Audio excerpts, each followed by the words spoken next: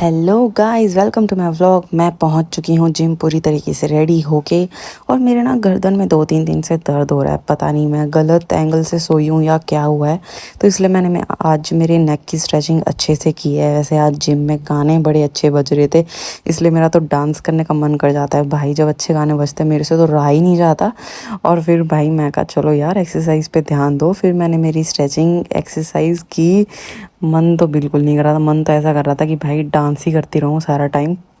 लेकिन फिर मैंने मेरी स्ट्रेचिंग एक्सरसाइज पे ध्यान किया।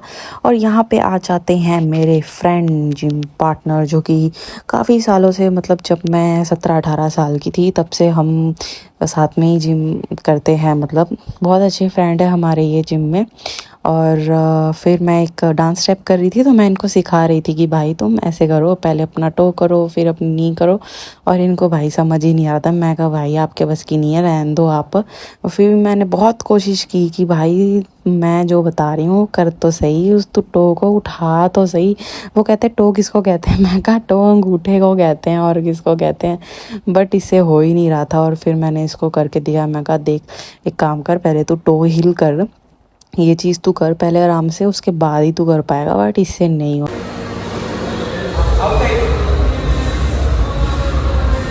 ये सिखा सकती है, मैं नहीं सीख सकता। उसके बाद मैं इसको बोल रही थी कि भाई मेरा वेट कम हुआ है, तेरे को फीलिंग नहीं आ रही क्या? कि मतलब तेरे को पता नहीं चल रहा कि मेरा वेट कम हुआ है? तो कहता कि तू रोज़ ही आती है जिम, मैं तेरे को रोज़ देखता हूँ इसलिए पता नहीं चलता। बहुत दिनों बाद अगर कोई देखता है तो उसको पता चलता है। वेट मैंने 10 kg कम किया है गाइस, बट फिर भी इसको समझ ही नहीं आ रहा, पता ही नहीं चल रहा। उसके बाद गाइस मैं मेरा अपर बॉडी का फुल अच्छे तरीके से स्ट्रेचिंग कर लेती हूँ। और साथ ही साथ हम बातें भी कर रहे होते हैं, यहाँ वहाँ की चुगलियाँ भी कर रहे होते हैं। और उसके बाद मैं करती हूँ मेरी लोअर बॉडी की स्ट्रेचिंग एक्सरसाइज तो गाइस आप सबको पता ही है, मैं हर वीडियो में बोलती हूँ कि करना बहुत ही ज़्यादा इम्पॉर्टेंट है। स्ट्रेचिंग से हमारे फुल बॉडी की जो मसल है वो अच्छे से स्ट्रेच हो जाती है, मोबिलिटी हो जाती है। और फिर से हम यहाँ पे बात करना शुरू कर देते हैं। ये जब आता है ना तो मेरे को एक्सरसाइज ढंग से करना ही नहीं देता। यहाँ वहाँ की पूरे टाइम की बातें शुरू हो जाती है। वैसे मेरे इंस्टा पे 25K कंप्लीट हो चुके हैं फॉलोअर्स। तो मैं इसको वही बता रही थी कि मेरे इंस्टा पे इतने अच्छे फॉलोअर्स कंप्लीट हो चुके हैं। तो ये मेरे को बोल रहा था कि तेरी एज हो गई है क्या 25? मैं कहा मेरी एज नहीं हुई है 25, मेरे फॉलोअर्स इंस्टा पे 25 हो चुके हैं। इसके पल्ले ही नहीं पड़ी थी। उसके बाद गाइस सीरियस होके मैंने फिर से मेरी स्ट्रेचिंग एक्सरसाइज करना शुरू कर दिया। और ये स्ट्रेचिंग एक्सरसाइज गाइस ग्लूट्स की है, जो कि बहुत ही ज़्यादा अच्छी है और ये मैं ज़रूर करती हूँ। ऐसे कोई भी बेंच पे आप जिम में अपने पैर रख सकते हैं। और आप देख पा रहे होंगे जहाँ से मैं हाथ मैंने जहाँ पे रखा हुआ था वहाँ पे ग्लूट का बहुत अच्छा स्ट्रेच आता है। और अब मैंने मेरे शूज़ निकाल दिए हैं और अब मैं मेरा रिहैब एक्सरसाइज शुरू कर दूँगी। ये जब जितनी भी एक्सरसाइज मैं करूँगी गाइस ये सब होगी मेरे रिहैब से पहले की, क्योंकि रिहैब से पहले भी स्ट्रेचिंग एक्सरसाइज सब चीज़ें करनी ज़रूरी है ताकि हमारी पेल्विक का वार्म अप अच्छे से हो जाए। तो ये जो पहली एक्सरसाइज है वार्म अप की, ये है डायफ्राम ब्रीदिंग। और करना इसमें कुछ नहीं होता, इसमें सिर्फ आपको लंबी लंबी सांसें लेनी होती है। सांस लेना होता है और सांस छोड़ना होता है आराम से। लेकिन इस एक्सरसाइज का इफ़ेक्ट बहुत अच्छा है। और आपकी जो बैकबोन होती है वो प्रिपेयर हो जाती है, वो वार्म अप हो जाती है, उसको साइन मिल जाता है कि आपको एक्सरसाइज आगे शुरू करनी है। जो दूसरी वार्म अप एक्सरसाइज हमारी आती है वो है हमारी कैट कैमल एक्सरसाइज, जो कि हमारी बैकबोन की एक्सरसाइज है, मोबिलिटी एक्सरसाइज है। तो इस तरीके से आपको ये करना है। 90 डिग्री का एंगल आपके हाथों का और आपके पैरों का बनना चाहिए। और आप ये ध्यान रखिए कि आपको बहुत स्लो और बहुत आराम से करना है। वैसे मैं आपको सही बताऊं तो ये जो एक्सरसाइज मैं कर रही हूँ ये मैं बहुत ही आराम से कम में कर रही हूँ, कम से कम कर रही हूँ, वरना मैं और ज़्यादा भी कर सकती हूँ। बट हमेशा कोई भी हम एक्सरसाइज कर रहे हैं तो हमको बहुत ज़्यादा हार्श नहीं हो जाना है, हमको बहुत आराम से करना है। और इन सब एक्सरसाइजेस के मैं 10 रेप्स लगाती हूँ और 2 सेट इन सब एक्सरसाइज के मैं लगाती हूँ। और ऐसे ही मैं बहुत आराम से इनको परफॉर्म करती हूँ। जो तीसरी एक्सरसाइज मैं करती हूँ वो है ये थोरेसिक स्ट्रेचिंग। और इसमें आपको रोलर की ज़रूरत पड़ेगी और आपको अपने अपर बैक पे रोलर को इस तरीके से प्लेस कर लेना है जैसे मैंने किया है। और उसके बाद आपके जो हाथ होंगे वो आपके जाएंगे गर्दन के पीछे, ताकि आपको जो है गर्दन पे बिल्कुल भी लोड ना पड़े। इस तरीके से आपको आराम से पीछे जाना है, जितना आप जा सकते हो आपको जाना है, बहुत ज़्यादा हार्श नहीं होना है। अगर आप कम जा पा रहे हो तो कम चले जाओ, कोई दिक्कत नहीं है। मेरी मोबिलिटी अच्छी है इसलिए मैं फुल बैक तक चली जाती हूँ। बैक तक जाने के बाद ही मुझे अच्छा स्ट्रेच फील होता है। अगर मैं बैक तक नहीं जाती तो मुझे अच्छा स्ट्रेच फील होता ही नहीं है, इसलिए मैं फुल बैक तक जाती हूँ। और इसके भी मैं 10 रैप्स लगाती हूँ और इन सब की मैं 2 सेट लगाती हूँ। इस तरीके से आपको बहुत ही आराम आराम से करना है, कोई जल्दबाजी आपको नहीं करनी है। और जो लास्ट रैप होता है उसमें मैं पूरी तरीके से अपने हाथों को भी पीछे लेके जाके अच्छे से जो है वो मैं स्ट्रेच कर लेती हूँ। तो मेरी जो स्ट्रेच है बैक की बहुत ज़्यादा अच्छी हो जाती है। आप देख सकते हैं फुल मतलब पेल्विक की बहुत अच्छी स्ट्रेचिंग इसमें हो जाती है। जो चौथी एक्सरसाइज मैं करती हूँ वो है ये ओपन बुक एक्सरसाइज, जो कि अगेन आपके ट्विस्ट करता है आपके पेल्विक को। ये आपके अपर बॉडी की ये स्ट्रेचिंग है, आपके बैक की स्ट्रेचिंग है, जो कि अगेन बहुत ज़्यादा ज़रूरी है, बहुत इंपॉर्टेंट है। इससे आपकी मोबिलिटी बैक की बहुत अच्छी हो जाती है। और इसके भी मैं 8 रैप लगाती हूँ और 2 सेट करती हूँ। दोनों ही साइड आपको इसी तरीके से इस एक्सरसाइज को करना है। और उसके बाद जो एक्सरसाइज मैं करती हूँ वो है ये ब्रिज ग्लूट ब्रिज एक्सरसाइज मैं करती हूँ। ये मैं बहुत मतलब ज़्यादा देर तक होल्ड नहीं करती, क्योंकि ये सब वार्म अप में है। तो मैं इसको बस एज अ मसल मेमोरी के लिए करती हूँ कि मसल को पता चल जाए कि आगे मैं ये एक्सरसाइज करने वाली हूँ। और पीछे आप देख सकते हैं जो हमारे जिम की आंटीज़ हैं जो वो आ चुकी है, और वो यहाँ पे अभी इनका जुम्बा थोड़े ही टाइम में शुरू होने वाला है। तो इसलिए मैं फटाफट से कोशिश करती हूँ कि मैं फटाफट से मेरा रिहैब कंप्लीट करूँ, बट फिर भी जल्दबाजी नहीं करनी है। उसके बाद में गाइस मैं ये लेग्स का एक्सरसाइज करती हूँ, जो आपको बैकवर्ड और फॉरवर्ड ही करना है। ये बात ध्यान रखिएगा, साइड टू साइड बिल्कुल भी नहीं करना है, बैकवर्ड और फॉरवर्ड ही करना है। दोनों पैरों से करना है। 10 रैप लगा सकते हो, 12 रैप लगा सकते हो, 2 सेट कर सकते हो या फिर 1 सेट कर सकते हो। और बहुत ज़्यादा ऊपर या पीछे नहीं लेके जाना है, जितना आप नॉर्मल कर सकते हो उतना ही आपको करना है।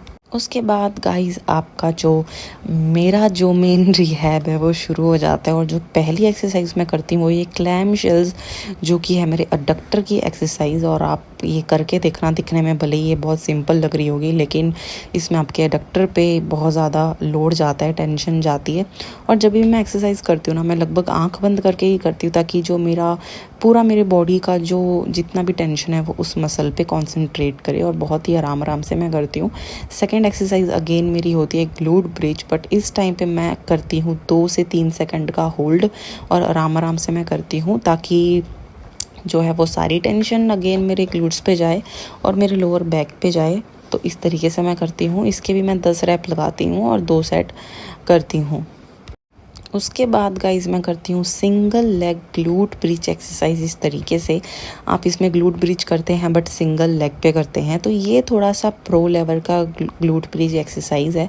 और इस तरीके से आपको करना है, बहुत ही ज़्यादा ऊपर नहीं लेके जाना है, जितना आप ले सकते हैं उतना ही आपको लेके जाना है। और 1-2 सेकंड का होल्ड करना है। इसके मैं सिर्फ और सिर्फ 5 रैप लगाती हूँ और 2 सेट करती हूँ, दोनों पैरों में करती हूँ गाइज। तो इस तरीके से आपको करना है। देख लीजिए एंगल बिल्कुल स्ट्रेट है, बिल्कुल भी ऐसा नहीं कि कम कर रही हूँ या बहुत ज़्यादा कर रही हूँ, एंगल एकदम परफेक्ट है। उसके बाद गाइज मैं पेल्विक टिल्ट एक्सरसाइज करती हूँ। अगर आप ध्यान देंगे मेरे पेल्विक पे, मेरे स्टमक पे ध्यान देंगे, तो आपको समझ आएगा कि मैं हल्की हल्की मूवमेंट कर रही हूँ। ये एक्सरसाइज आपके पेल्विक की है, पेल्विक के वार्म अप की है, पेल्विक की मोबिलिटी की है, जो कि अगेन बहुत ज़्यादा ज़रूरी है। इस एक्सरसाइज को आपको बिल्कुल ही परफॉर्म करना चाहिए। अगर आपको डिस्क बल्ज या फिर शाटिका की प्रॉब्लम है तो इस एक्सरसाइज को आपको करना चाहिए। फिर जो जितनी भी आंटीज़ आती है वो जुम्बा कर रही थी, तो मैंने उनकी भी वीडियो बना ली। जब ये एक साथ में करते हैं तो बहुत अच्छा लगता है दिखने में। वैसे आज कम आए थे, वरना तो काफ़ी जब आते हैं तो बहुत दिखने में अच्छा लगता है। के बाद मैं करती हूँ ये बैंडेड लेटरल वॉक एक्सरसाइज। इसके मैं 10 रैप लगाती हूँ और ऐसे ही आपको बहुत आराम से करना है। ये भी अगेन आपके अडक्टर की एक्सरसाइज है, हिप्स की एक्सरसाइज है, क्वाड्स की एक्सरसाइज है, तो लोअर बैक की ओवरऑल एक्सरसाइज है। और उसके बाद गाइज मैं करती हूँ बाइसेप एक्सरसाइज। ये हमारे बैक के रिहैब में इंक्लूडेड नहीं है। 3 एक्सरसाइज गाइज मैं करती हूँ रिहैब से हटके, ताकि जो मेरी बॉडी बिल्कुल टोन में रहे, बिल्कुल भी मेरी बॉडी ऐसे ही ढीली ना हो जाए, क्योंकि अभी मैं ऐसे टाइम पे पहुँच चुकी हूँ जब मैं ये एक्सरसाइज कर सकती हूँ। लेकिन करती मैं सिर्फ और सिर्फ एक ही सेट हूँ और 10 रेप्स में लगाती हूँ। और फिर जब मैंने इसको ऊपर किया एंगल को ट्राइसेप एक्सरसाइज लगाने के लिए, तो फिर पता नहीं क्या हुआ, ये एकदम से ना अटक गया। मैंने बड़ी कोशिश की, नीचे देखा ऊपर देखा, बट ये हिल ही नहीं रहा था बिल्कुल। मैं कहा भाई पता नहीं इसको क्या हो गया है। नीचे से देखा तो भी वायरिंग थोड़ी सही थी, लेकिन फिर अंकल आए और इन्होंने देखा और फिर इन्होंने मेरी हेल्प की। मैं कहा पता नहीं क्या, मैं तो फिर दूसरी जगह जाने वाली थी, बट इन्होंने फिर अच्छे से ऊपर जो है वो वायर अटक गया था उसमें केबल में, और फिर इन्होंने जो है वो मेरी हेल्प की और जो वायर है अच्छे से निकाल दिया। और उसके बाद मैंने मेरी ट्राइसेप की एक्सरसाइज की। तो इनको मैं थैंक यू बोलना चाहती हूँ, तब तो मैंने बोला नहीं क्योंकि ये चले गए एकदम से। तो फिर मैंने की मेरे ट्राइसेप की एक्सरसाइज। और वेट्स जो है गाइस मैं बहुत ज़्यादा लाइट रखती हूँ, बिल्कुल भी हैवी वेट्स मैं नहीं कर रही हूँ, क्योंकि मुझे जैसा कि मैंने आप सबको कहा कि बिल्कुल टोन में रखना है। मुझे कोई बहुत ज़्यादा हैवी नहीं जाना है, मुझे कोई मसल नहीं बनानी है, मुझे बस मसल मेमोरी बना के रखनी है कि कहीं मेरी मसल्स भूल ना जाए कि मैं क्या किया करती थी। इसलिए बस उसी के लिए मैं ये एक्सरसाइज करती हूँ, 10 रैप लगाती हूँ। और ट्राइसेप तो ऐसा होता है ना, कम से कम वेट रखते हैं तो भी बहुत अच्छा आता है। उसके बाद मैंने अपर बैक की एक्सरसाइज करी। आप देख सकते हो वेट भी बहुत ज़्यादा कम है, सिर्फ 10 किलो होएगा, 5-10 किलो होएगा। तो इस तरीके से आपको अपर बैक की एक्सरसाइज आप कर सकते हो बहुत ही आराम से। और ये एक्सरसाइज में गाइस आपकी अपर पे बहुत अच्छा आता है, अपर बैक पे बहुत अच्छा टारगेट होता है, बहुत अच्छी टेंशन बनती है। तो आप ये एक्सरसाइज कर सकते हो। इसके भी मैंने 10 रैप लगाए हैं और एक ही सेट किया है, सबके मैं एक ही सेट कर रही हूँ। तो यहाँ पे मेरी जो जितनी भी जिम की एक्सरसाइज होती है वो कंप्लीट हो जाती है। और उसके बाद मैं करती हूँ वॉकिंग। अगर आप ये सोच रहे हो कि आपकी बैक की प्रॉब्लम है और वॉकिंग नहीं करनी चाहिए, बैठ के रहना चाहिए, तो ऐसा नहीं है भाई। वॉकिंग तो बहुत ही ज़्यादा ज़रूरी है। अगर डिस्क में प्रॉब्लम है तो 10 से 15 मिनट में वॉकिंग करती हूँ। उसके बाद मैंने पिया मेरा प्रोटीन और जिम से मैं चली गई हूँ जिम से। और उसके बाद मैं अभी घर जाऊँगी। और यहाँ पे जो मेरी बिल्लो रानी खड़ी है, मेरा इंतज़ार कर रही है, और इसको मैंने स्टार्ट किया और मैं घर पे पहुँच चुकी हूँ। यहाँ पे मैं कर रही हूँ मेरा ब्रेकफास्ट। और ब्रेकफास्ट में ये देखिए, ये है मेरा बॉल। और मैं करती हूँ ये डॉक्टर्स चॉइस का मैं ये लेती हूँ प्रोटीन ओट्स। इसमें 27 ग्राम प्रोटीन है 100 ग्राम में, तो काफ़ी ज़्यादा अच्छा इसमें प्रोटीन मिल जाता है। पहले मैं मसल ब्लिस का लेती थी, उसमें 23 ग्राम था। फिर मैंने पिंटोला का लिया, उसमें 25 ग्राम था। फिर मैंने ये लिया, इसमें 27 ग्राम है। तो भाई वही बात है ना, जितना ज़्यादा प्रोटीन अपने को मिलेगा उतना ज़्यादा अपन तो वही लेगा।